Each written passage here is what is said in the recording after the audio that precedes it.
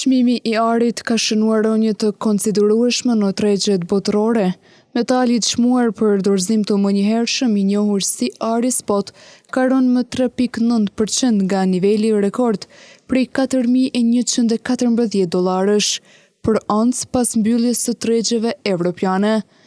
Ndërkohë, ari për dorëzim në dhjetor në bursën COMEX është tregtuar me $4.131, duke pësuar rënje mbi 5%.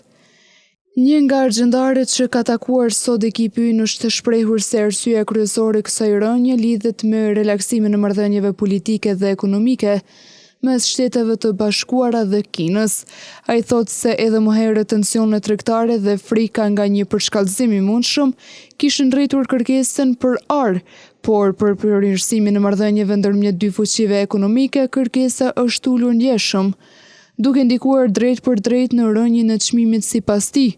Në momentin kur bie kërkesa, bie edhe çmimi. Në periudha pa tension në shtet dhe tregjet nuk ndjejnë nevojën të rrisin rezervat e arit. Ekspertët ndërkombëtar parashikojnë se tregu i arit do të mbetet i ndjeshëm ndaj çdo zhvillimi të ri politik apo ekonomik mes dy ekonomive më të mëdha të botës, SBA-s dhe Kinës.